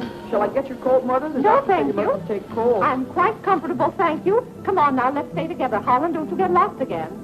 Aren't the hats lovely this year? Ostrich feathers. You wouldn't wear that hat, would you, Mother? I think that's very pretty. I think they're all pretty. Oh, I do need some pink silk thread. Oh, isn't this applique beautiful? Just arrived from Paris, madam. It's charming. What are you looking for, Mother? Oh, I'm just shopping. I think I'll just take a plain one, but this is the very latest. We've only had them in a few days. Remember, Mother, this is your first day out. You mustn't get too tired. No, I'm saving myself, dear. I have to. Cousin Cora's coming tomorrow. She is? Does Father know about it? Not yet. Is Mary coming too? Yes, dear. Holland, don't touch things. I'll bet you knew it. No, Look, I'm Mother, excited. just like Father. Not tomorrow. This is Aren't right. the sleeves a little long? Exactly well like across the yours. shoulders. Come on now, Holland. How about Take my the hand. sleeve? Don't get lost again. Do we have any more of this material? Yes, we do. Sure, Thank that's you. why I have to touch things. This one is genuine imitation Dresden. The original design by Duryea. John, isn't this the darlingest thing? It's exactly what I've always wanted. How much is this lovely pug dog? $15, ma'am. $15? Gee whiz, Mother. We can buy a real-life bloodhound for $5. Oh, isn't he perfectly adorable? Oh, I shouldn't. I know I shouldn't. This is Dave. Oh, this is Whitehead. How nice to see you. Are you quite recovered? Almost. This is my first day out. We've missed you at the church. You remember Mr. Morley? How do you do, Mrs. How do you do? Mr. Morley preached the Sunday Dr. Lloyd was ill. Oh, yes. I can't tell you how much I enjoyed your sermon. Even my husband enjoyed your sermon. We've just come from the board meeting of the Foreign Mission. I'm taking Mr. Morley home to lunch. I had to drop in here to pick up a purchase. I won't be a minute. Is your parish in the city? Yes, it's on the outskirts. My church is in Audubon Park. Oh, way up there. Oh, are you acquainted in Audubon Park? No, I don't believe we know a soul there. Mr. Morley, would this be possible? My husband, Mr. Day. If we lower the collar, it'll be a very fine fit. You won't find a better suit of clothes in the city for $15. Oh, it's not the price. It's the money. Thank you for holding it for me. Welcome. Goodbye, Mrs. Day. I hope we meet again soon. Goodbye. It was very pleasant meeting you again. I think it was divine providence. I shall be delighted to be of service. Goodbye, Mr. Morley. Goodbye. May I work it? Oh, no, it's against the rules.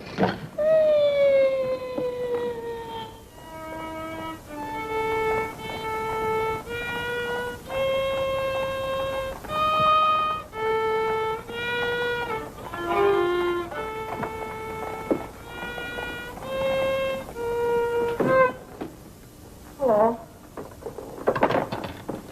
What did you bring home more medicine for? Dr. Bartlett paid us off, didn't he? Oh, yes. Oh, Jiminy, you scared me. I've got to take $15 right down to McCreary's. I bought a suit there this morning, and I said I'd have the money this afternoon. Gee, that's too bad. What's too bad? Well, you see, Clarence? What? Dr. Bartlett paid us off in medicine. Oh, God! Well, he thanked us, too, for our services to mankind. But my suit, I've got to have it tomorrow. And besides, they're making the alterations. I've got to have $15. Maybe you could offer them 15 bottles of medicine. Oh, they wouldn't take it. McCreary's don't sell medicine. Father. Biddy, I'm home. Good afternoon, sir. How's your mother, Clarence? Oh, the ride this morning did her a lot of good. She'll be well enough to go to church with us next Sunday. Ah, fine. Father, have you noticed I haven't been kneeling down in church lately? Don't let your mother catch you at it. Then I have to have a new suit of clothes right away. That doesn't make sense. I can't do anything in your clothes that you wouldn't do. Well, if my old clothes make you behave yourself, I don't think you want to wear anything else. Oh, no, you're you and I'm me. I want to be myself. I mean, suppose I should want to kneel down in front of a girl.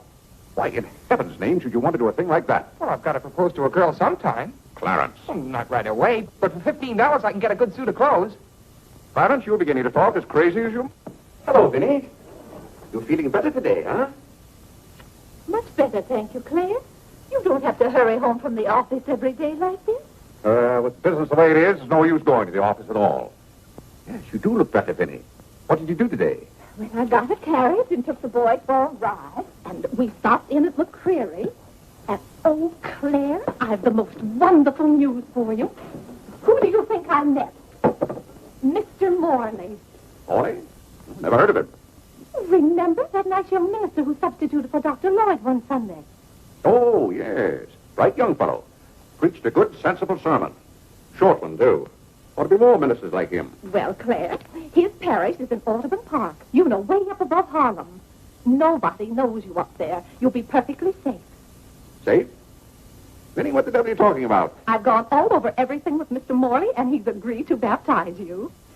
Oh, he has. The young whippersnapper. Very nice of him. We can go up there any morning. We don't even have to make an appointment. Who said I was going to be baptized at all? Why, Claire, you did. Now, Vinny. You gave me your promise, your sacred promise. You said I'll be baptized. I promise I'll be baptized. Well, what if I did? Claire, aren't you a man of your word? Vinny, we all thought you were dying. So naturally I said that to cheer you up. As a matter of fact, the doctor told me that's what cured you. So it seems to me pretty ungrateful of you to press this matter any further. My being well has nothing to do with it. You gave me your word. You gave the Lord your word. And you're going to march yourself up to Mr. Morley's church some morning before you go to the office and be christened. If you think for 1 minute... What in the name of heaven is that? If you think I'm going to let you add the sin of breaking your solemn and sacred promise... I demand to know what that repulsive object is. It's perfectly plain what it is. It's a pug dog. What is it doing in this house? I wanted it, and I bought it. You spent good money for that? Claire, don't try to change the subject. How much did you pay for that atrocity? I didn't pay anything for it. I charged it. Charged it, I might have known. How much was it? $15. $15? Claire. For that eyesore? Don't you call it lovely work of art an eyesore? It will look beautiful sitting on a red cushion by the fireplace in the living room. If that sits in the living room, I won't. Furthermore, I don't even want it in the same house with me. Get it out of here. Claire, you're not going to get out of this room until you set a date for your baptism. I'll tell you one thing. I'll never be baptized as long as that hideous monstrosity is in this house. All right. All right. Clarence. That pug dog goes back this afternoon, and he's christened first thing in the morning. You heard him, didn't you, Clarence? You heard him say that he'd be baptized as soon as I got this pug dog out of the house. You hurry right back to McCreary's with it, and be sure they credit us with $15. Oh, Mother, while we were at McCreary's, I happened to see a suit I'd like very much, and the suit was only $15. Well, Clarence, I'm afraid your suit will have to wait until after I get your father christened. Well, no, I meant that since the suit cost just the same as the pug dog, if I exchanged the pug dog for the suit... Why, yes. Then the suit wouldn't cost your father anything. Why, how bright of you, Clarence, to think of that. I'd better start right away before McCreary's closes. Yes. Now, let's see. If we're going to take your father all the way to Audubon Park, Clarence, on your way back, you stop at the livery stable and tell them to have a cab here at 8 o'clock tomorrow morning. Mother, a cab? Do you think you ought to? We can't walk all the way to Audubon Park. But you know what a cab does to Father. This is a very important occasion. All right. Get one of their best cabs, the kind they use at funerals. Well, those cost $2 an hour, and if Father gets mad... Well, if your father starts to argue in the morning, you remember. Oh, he agreed to it. We both heard him.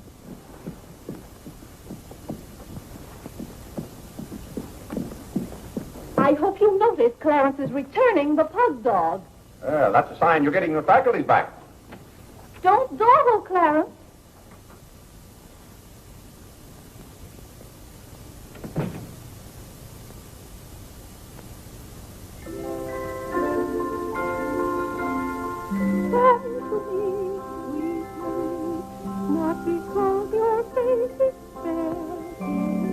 Vinny, it's good to hear you singing again. But your smile so pure and sweet makes my happiness complete. Makes me falter at your feet, sweet Marie. Oh, on the way uptown, I stopped in at Tiffany's and bought you a little something. Thought you might like it. Claire, what a beautiful ring. I'm glad it pleased you. Oh, Claire, how sweet of you. I don't know how to thank you. Well, it's thanks enough for me just to have you up and around again. You know, when you're ill, Vinny, this house is like a tomb.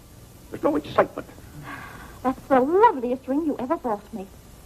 Now that I have this, you needn't buy me any more rings. Well, if you don't want any more... What I'd really like now is a nice diamond necklace. Vinny, do you know how much a diamond necklace costs? Yes, I know, Claire, but don't you see, you're giving me this shows I mean a little something to you. Now, a diamond necklace. Good heaven. If you don't know by this time how I feel about you. Well, we've been married for 20 years, and I've loved you every minute of it. What did you say, Claire? I said we've been married for 20 years, and I've loved you every minute of it. But if I have to buy out jewelry stores to prove it, if I haven't shown it to you in my words and actions, I might as well... Well, what have I done now? It's all right, Claire. I'm just so happy. Happy? You said you loved me. This beautiful ring, that's something else I didn't expect. Oh, Claire, I love surprises. But that's another thing I've never understood about you, Vinny. Now, I like to know what to expect. Then I'm prepared to meet it. Yes, I know, Claire, but life would be pretty dull if we always knew what was coming. Well, it's certainly not dull around here. In this house, you never know what's going to hit you tomorrow.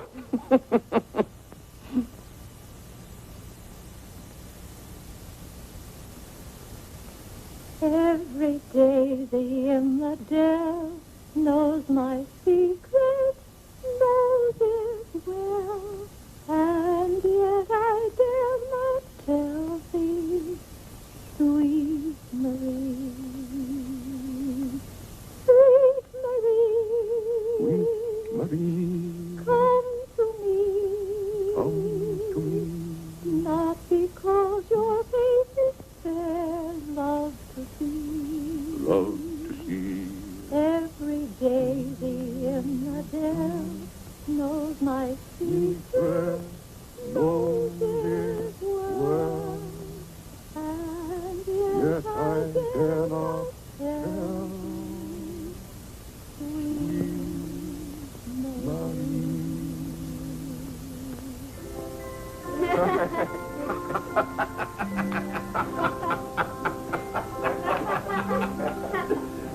Well, then, Harlan, the very...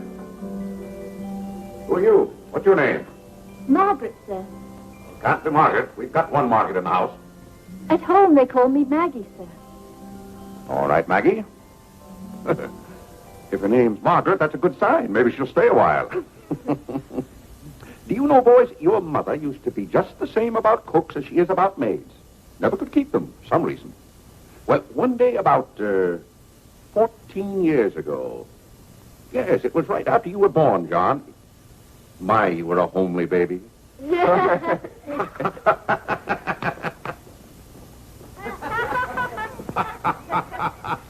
you, Margaret. Good morning, boys. Good morning. Good morning, Mother. Good morning, Claire. Morning, Vinny. Why, you look as though you were dressed for a wedding. Do I, dear? Yes. Have a good night? Yes, thank you, Claire. Sit down, Vinny. Sit down, boys. Oh, thank you, Clarence. Well, seems to me everyone's all dressed up this morning. What's on the program for this fine day? Well, this afternoon, May Lewis's mother is giving a party for everyone in May's dancing class. Harlan's going to that. I don't want to go, Mama. Harlan, don't you want to go to a party and get ice cream and cake? May Lewis always tries to kiss me. When you get a little older, you won't object to girls wanting to kiss you. Will he, Clarence?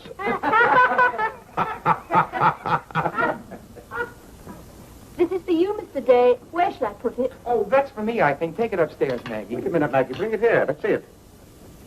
See, it's for me, Father, Clarence Day, Jr. Let me look. Well, that's from McCreary's. And it's marked charge. What is it? Claire, it's all right. It's nothing for you to worry about. Well, at least I think I should know what's being charged to me. What is it? Claire, stop your fussing. It's a new suit of clothes for Clarence, and it isn't costing you a penny. It's marked charge $15. It's costing me $15. And I told Clarence... Claire, can't you take my word? It isn't costing you a penny. I'd like to have you explain why it isn't. Because Clarence took the pug dog back and got the suit instead. Of course. And they've charged me $15 for the suit.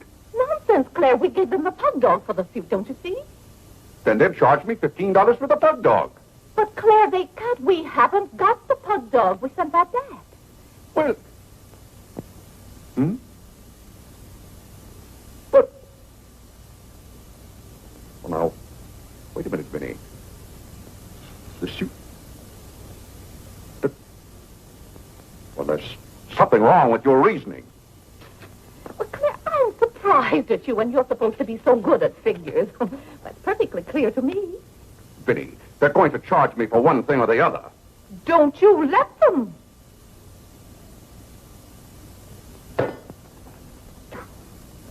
Well, McCreary's aren't giving away suits and they aren't giving away pug dogs.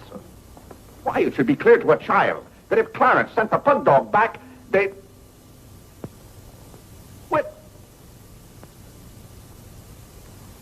I will not have that botanical freak in this room. John, have you been going around this town selling medicine? Yes, Mother. Dog medicine? No, Mother, not dog medicine. This letter from Mrs. Sprague says you sold her a bottle of this medicine and that her little boy gave some of it to their dog and it killed him. Now she wants $10 from us for a new dog. Here, let me see that letter. Well, we shouldn't have given it to a dog. It's for humans. Why, it's Bartlett's beneficent balm made from a secret formula. Have you been going around among our friends and neighbors selling some patent nostrum? But it's good medicine, Father. I can prove that by Mother. Vinny, what do you know about this? Well, nothing, Claire. But I'm sure John... No, I mean that day Mother was... That's enough. You're going to every house where you sold a bottle of that concoction and buy it all back. But it's $1 a bottle. I don't care how much it is. Here, I'll give you the money now. How many bottles did you sell? 128. 128? Claire, I always told you John would make a good businessman. Young man, you'll have to come down to my office with me. I'll give you the money to buy back that medicine. $128. And $10 more for Mrs. Sprague's dog. That's $138.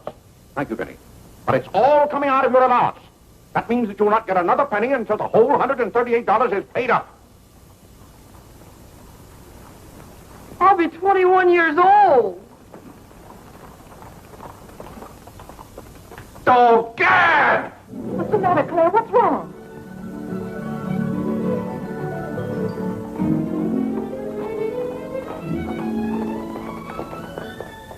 Those gypsies are back. Don't anyone answer the door. They're moving in on us again, bag and baggage. I won't have it, I tell you. I won't have it. Now, Claire. Don't let them in. Claire, hush up. They'll hear you. Tell them to get back in that cab and drive right on to Ohio. As if we could turn our own relatives away. But they're extravagant enough to take cabs when horse cars run right by our door. And now you be quiet and behave yourself. John, come help with the baggage. Why do they always have to pounce on us without any warning? Cora, Mary. Well, it's so good to have you back again. How are you, Vinny? We've been so worried about you. I'm fine now. Did you have fun in Springfield? Wonderful. John. My, you're still growing. Thank you, Cousin. John, go get the baggage. There's Whitney. How are you, darling? Fine, thank you. And little Harlow. Have you been a good boy? No. Claire, the girls are here. Cousin Claire, here we are again. My, it's so nice to be back. How do you do, Mr. Day? How do you do? Come and sit down and have some breakfast with us. Oh, we had breakfast at the depot. Well, we practically finished ours. I haven't finished my breakfast. Well, then sit down, Claire. Come and have a cup of coffee anyway. Oh, Mary, thank you, sit over Benny. there. Cora, Maggie, clear those places. My, this seems so Natural, Claire. Don't let your kippers get cold. Maggie, serve some coffee. Yes.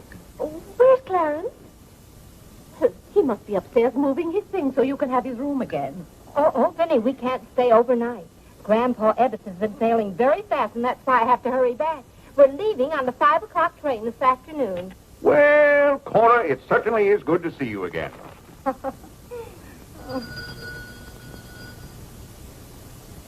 Well, who can that be?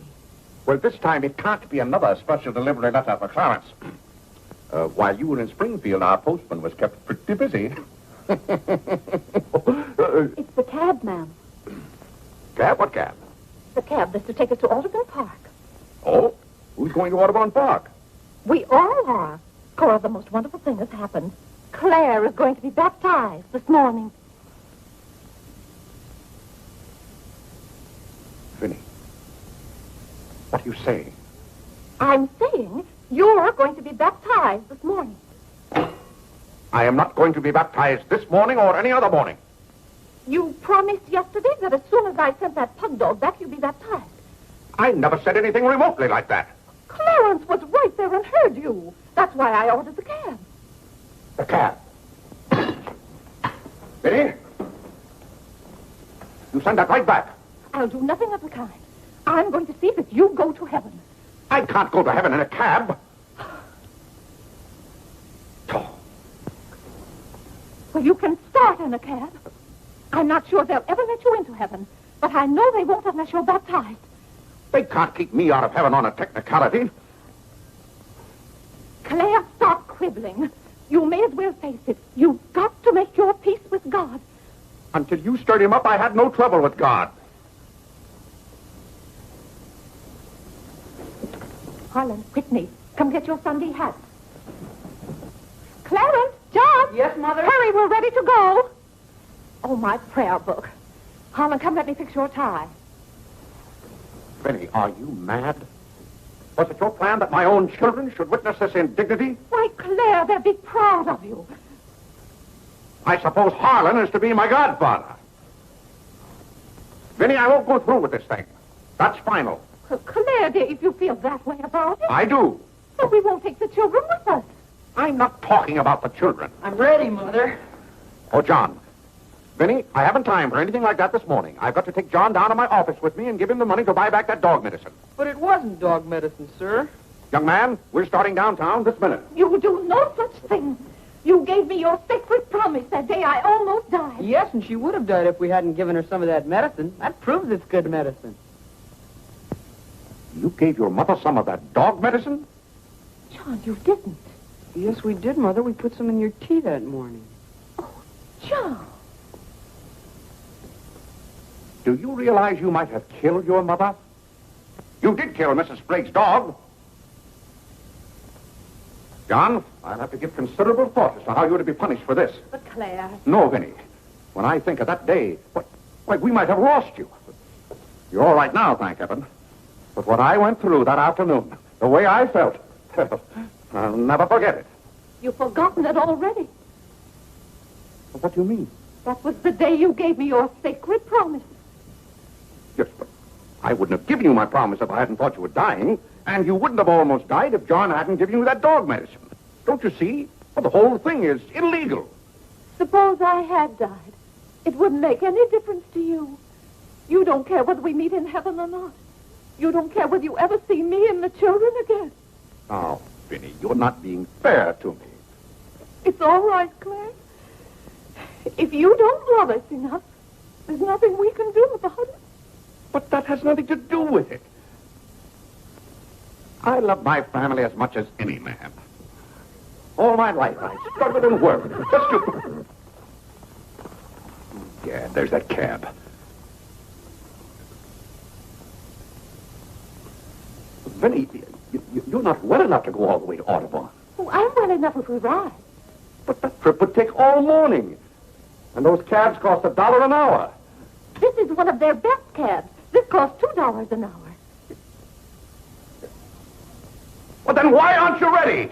Get your hat on. Oh, tarnation! Hallelujah! Amen! Young lady, if it hadn't been for you, no one would have known whether I was baptized or not.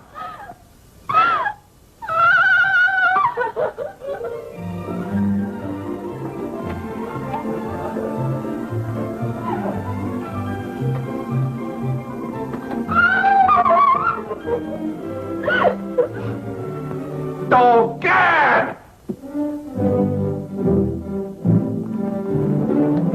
Good morning, Mr. Day. You're going to the office? No. I'm going to be baptized.